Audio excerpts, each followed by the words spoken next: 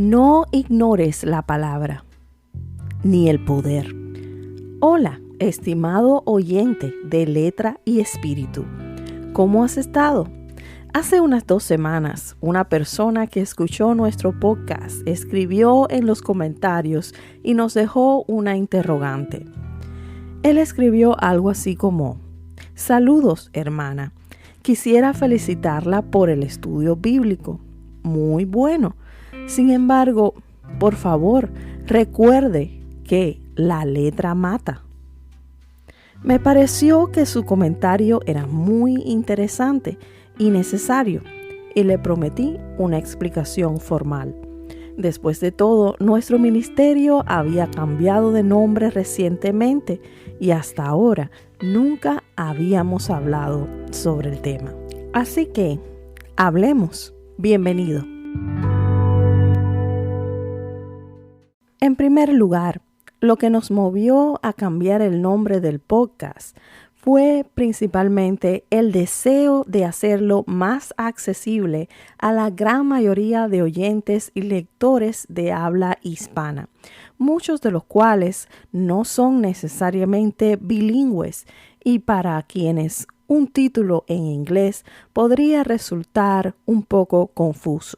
Así que necesitábamos un nombre en español. La segunda razón que nos llevó al cambio se relaciona con la propia esencia del ministerio.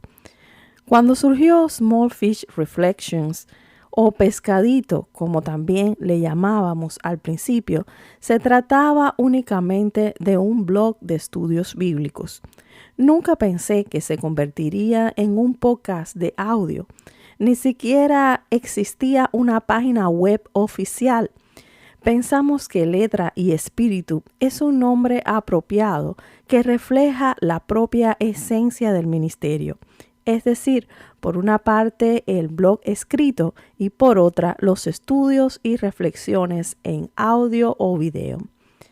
La tercera razón por la que escogimos este nombre, Letra y Espíritu, es porque está inspirada en el texto de 2 de Corintios, capítulo 3, verso 6, al que el hermano hizo referencia en su comentario y que refleja claramente cuál es la posición del ministerio en lo que respecta a fe y también a doctrina.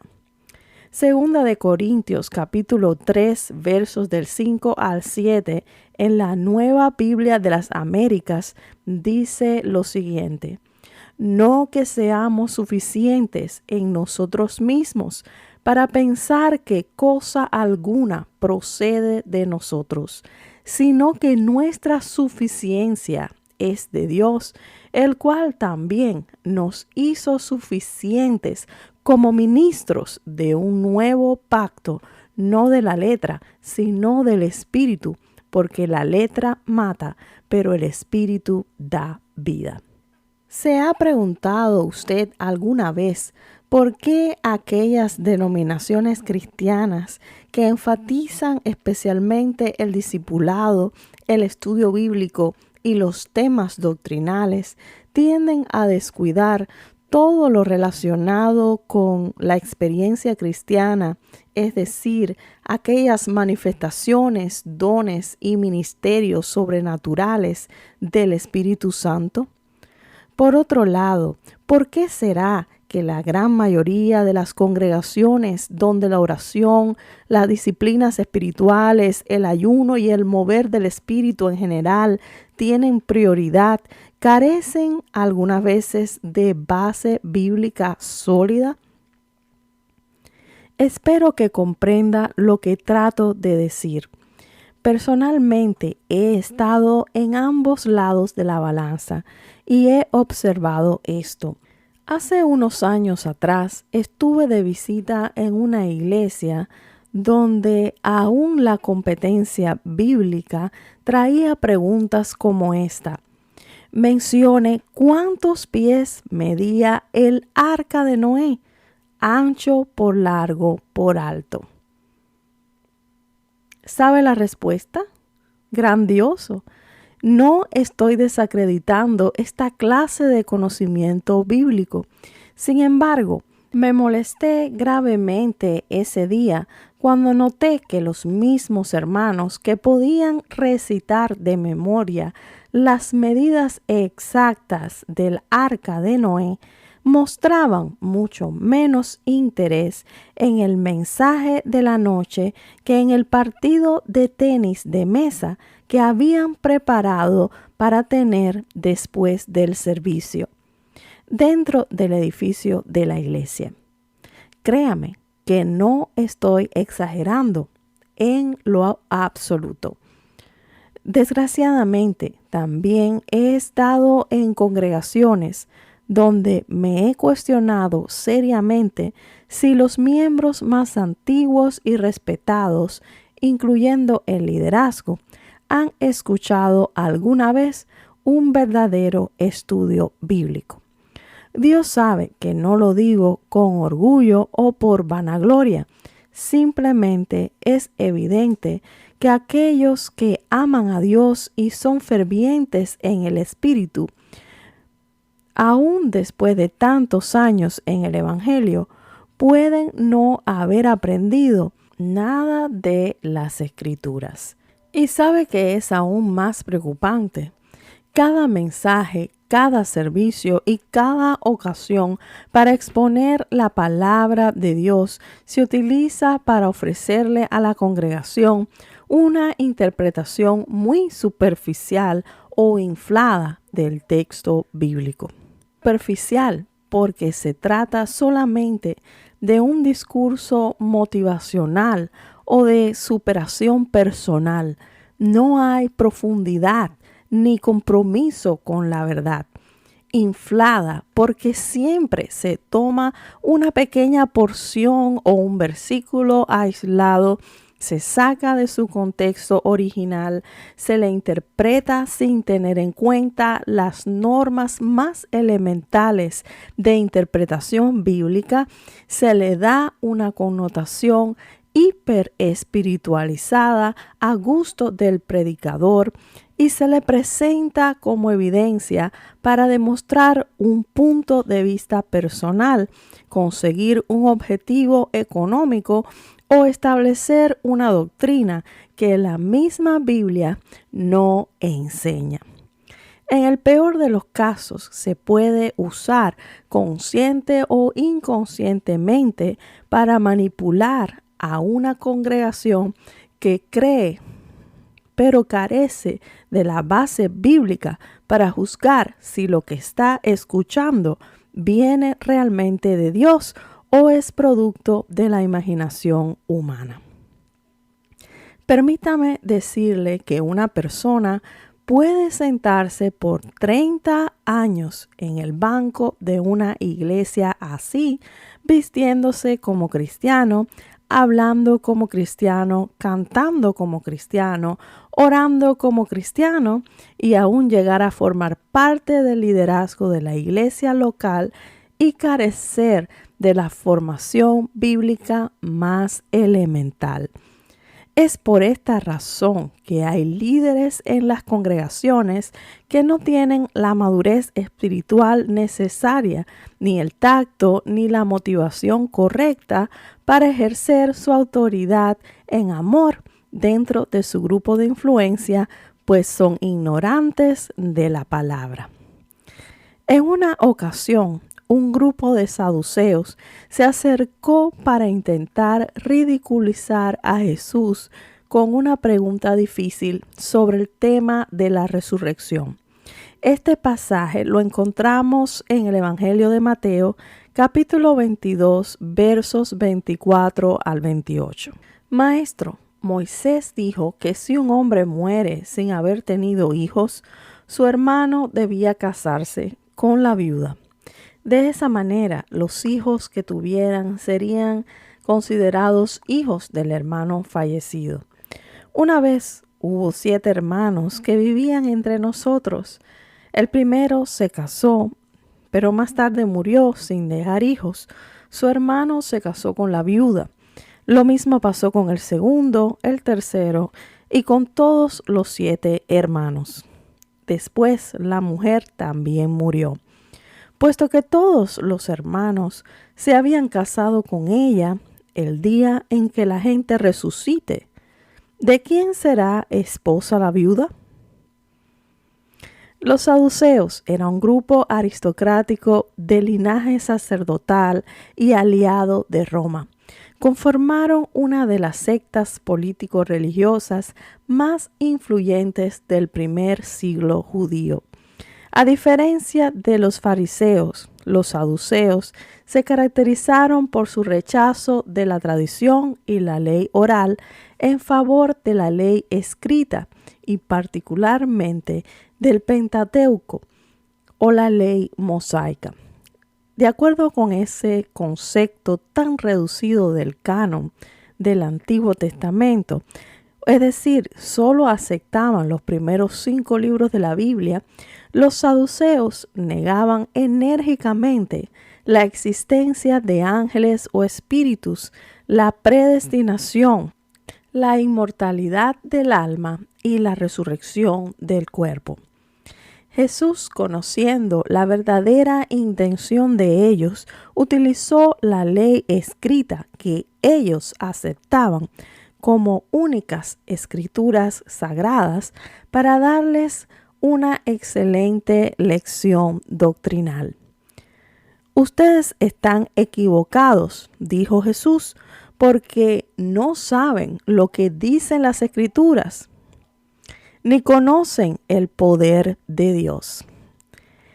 En la resurrección no habrá matrimonios, porque todos serán como los ángeles del cielo. Y sigue más adelante. ¿No se han fijado que las escrituras dicen, yo soy el Dios de Abraham, el Dios de Isaac y de Jacob? Dios no es Dios de muertos, sino de vivos. ¿Cuál era el problema de los saduceos? Ellos ignoraban 2 cosas, las escrituras, es decir, la ley escrita y el poder de Dios. Es interesante que Jesús no los reprendiera por rechazar la gran mayoría de los escritos proféticos y de sabiduría del Antiguo Testamento. Ellos solo necesitaban interpretar correctamente los 5 primeros libros de Moisés para darse cuenta de que estaban equivocados en su doctrina. Sin embargo, el conocimiento teórico no era suficiente para salir de su ignorancia espiritual. Ellos necesitaban conocer también el poder de Dios. ¿Conoce usted el poder de Dios? He descubierto que el experimentar de primera mano el poder sobrenatural de Dios es esencial para nuestra formación cristiana. Estoy cansada de ver cómo los hijos adolescentes y jóvenes de las familias pastorales abandonan la fe y adoptan un estilo de vida licencioso. ¿Qué les faltó? Nacieron y crecieron en un ambiente controlado, tuvieron la familia perfecta, asistieron a más servicios religiosos que otros niños, escucharon más sermones, estuvieron siempre rodeados de mimos y atenciones, hicieron vida de figura pública, pero nunca experimentaron el poder de Dios. Experimentar el poder de Dios en nuestras vidas hace toda la diferencia entre una religiosidad seca, fría e improductiva y un corazón ardiendo de pasión por Jesús y por su obra. Este mismo principio de letra más espíritu es el que encontramos en el discipulado de los 12 primeros apóstoles. Ellos escucharon al Señor cuando enseñaba con toda autoridad espiritual sobre los diferentes temas doctrinales, pero también fueron entrenados por Él en la práctica y tuvieron que poner manos a la obra a fin de experimentar el poder de Dios por sí mismos. Qué injusto habría sido comisionarlos a predicar el Evangelio de Jesucristo sin antes darles las herramientas espirituales necesarias para tener éxito en esta difícil misión. En lugar de ello, ellos recibieron una capacitación sobrenatural en forma del bautismo del Espíritu Santo y fueron llenos del poder de Dios, así como lo dice en el libro de Hechos 2:4 y 4:31. ¿Sabe algo? Hay demasiados cristianos que no anhelan esta capacitación sobrenatural del Espíritu. Ellos han escuchado hablar del poder, inclusive han hablado del poder, pero nunca lo han experimentado personalmente. Quiero decirle que Dios no es un viejito tacaño. Él es un Padre bueno y generoso que se complace en dar, y Él ya le ha dado dones y regalos espirituales de incalculable valor para equiparlo en su ministerio. Usted no querrá prescindir de nada de lo que es suyo por el decreto del Padre. Tampoco Dios quiere que usted ande haciendo cosas en la carne. ¿Sabía usted que es posible conducir toda clase de actividades religiosas en la carne? Es decir, sin la participación del Espíritu de Dios, como los saduceos. En este momento quiero invitarle a hacer una oración muy especial. Sé que aún hay mucho más que pudiera añadir a mi defensa de letra y espíritu.